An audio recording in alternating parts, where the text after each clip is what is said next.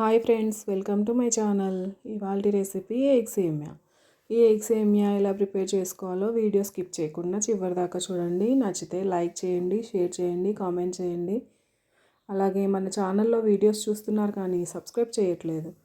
Subscribe చేస్తే next videos ఏవైనా సరే మీకు నోటిఫికేషన్స్ వచ్చేస్తాయండి. సో ప్రాసెస్లోకి వెళ్ళిపోదాం.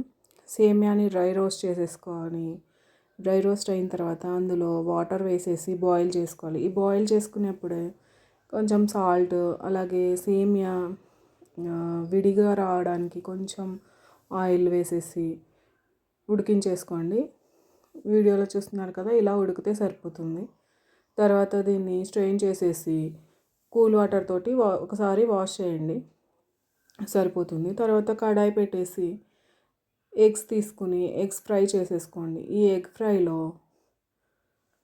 మనకి సాల్ట్, కారం, అలాగే పసుపు, ఇంకా సీక్రెట్ ఇంగ్రీడియంట్ అన్నాను ఏంటా అనుకుంటున్నారా, అదేనండి పెప్పర్ పౌడర్.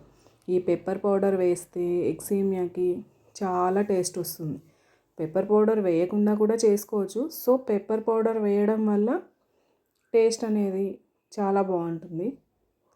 సేమ్ బయట తీసుకుని తినే నూడిల్స్ లాగానే ఉంటుంది, కాకపోతే ఇందులో ఎలాంటి సాసెస్ యూస్ చేయకుండా చేస్తాము. సో ఇది పిల్లలకి సాసులు యూస్ చేయకుండా చేస్తాం కాబట్టి కొంచెం హెల్త్కి మంచిది. ఇలా ఎగ్ ఫ్రై అయిపోయిందా, దీని తర్వాత కడాయిలో onions, garlic, carrot, French beans, capsicum, ఇలాగా మీకు నచ్చిన వెజిటేబుల్స్ వేసేసి ఫ్రై చేసుకోండి. ఫ్రై చేసేసి సేమియా వేసి కలిపేసి సాల్ట్, కారం ఒకసారి టేస్ట్ చూసుకుని అవసరమైతే యాడ్ చేసుకోండి. ఫ్రై చేసిన ఎగ్ కూడా వేసేసి ఇంకా ఫైనల్గా కొద్దిగా పెప్పర్ పౌడర్ వేసేసి కలిపేసుకోండి. అంతేనండి, ఎగ్ సేమియా రెడీ.